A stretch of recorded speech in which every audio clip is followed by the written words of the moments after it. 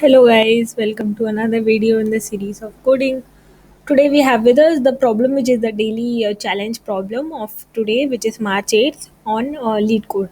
So it is called remove palindromic subsequences. We are given a string consisting only of letters A and B. So this line is the most important line that will help us to solve the entire problem. So it is given that we have string consisting only of letters A and B. That is the most important part. And in a single step, you can remove one palindromic subsequence from S, return the minimum number of steps to make the string empty. So let's try to consider the possible cases that will be there, right? In these cases, so let me try to take some string. What if the string is first of all, an empty string with a size 0? There is nothing, not even a space. Okay, if it is having size 0, then we have to just return 0 because it's already an empty string, right? You need not do anything special to make it empty, it's already empty. Okay, what if you have a palindromic string? Okay, maybe you have something like ABA, or you have something like AA, or you have something like ABBA, or you have something like AABBAA.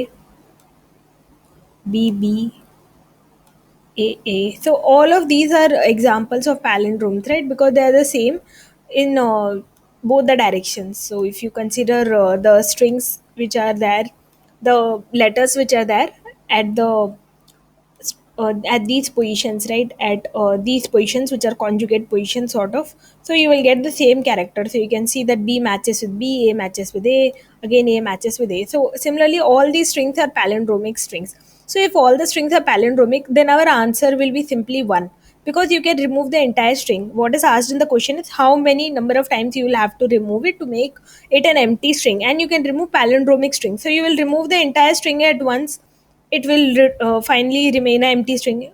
If this is the question, you can again remove the entire string at once. Finally, what you will be left with is an empty string, and you need only one uh, number of times to remove it. You can remove the entire string and make it empty string. Okay, so we have already considered two cases. One was empty string. Okay, other case was if it was perfect palindrome. Okay, I'll write PP for short, perfect palindrome. Then you have to write the answer as 1. You have to just remove it one time. If it was empty string, the answer was 0. Okay, there's only one more possible case. What is that one more possible case? So that one more possible case is when you have something which is not a palindrome. Okay, so I'll just take some string which is not a palindrome. So let me take B, B. Okay, something like this. So this string is not a palindrome. Okay, you can add even other characters here. It doesn't matter.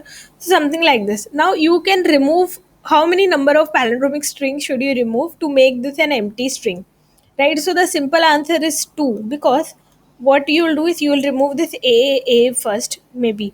So A is removed. I mean 3 times A was a palindromic string. So you can remove all of A at once. So all the A's you remove at once. You are left with only B's. So let me remove them. You are left with only B's. Now again, this is also a palindromic string. So now you remove all the B's. So you are finally left with nothing but a empty string. And your answer is 2. So the trick in the question was, it is nowhere given that you have to remove characters together.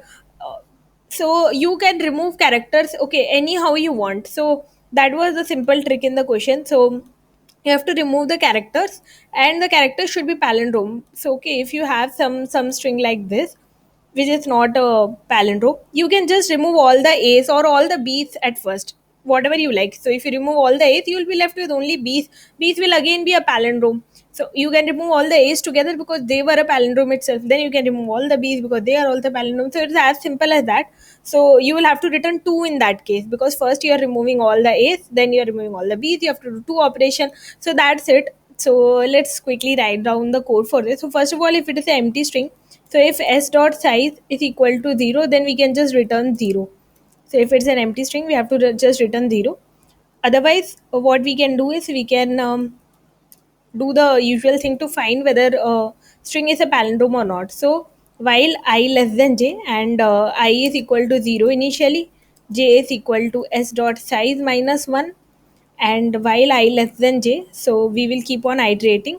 So we are just doing the normal thing to find if the string is palindrome or not. So if s of I is equal to s of j, that means it's fine, right? Till the time s of I is equal to s of j, it is fine. Okay.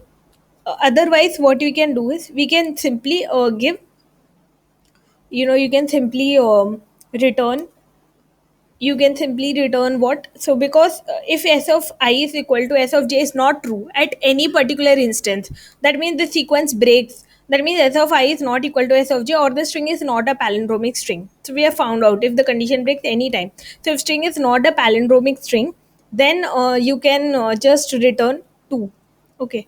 So if s of I is equal to s of j, we can just continue. Otherwise, we can return true. So we should not actually continue. We should also increment I by 1 and j by, and you should decrement j, so that this iteration keeps happening. Otherwise, it will run into an infinite loop. And finally, if it turns out to be a palindromic string, so if it comes out of this while loop successfully, means it's a palindromic string. You can return 1. You have to just remove 1. So that's it. Let me run and check if it is working, and I hope that this code works. So it is working for this case. Let me submit and see if it is accepted solution. So it's an accepted solution. Thank you.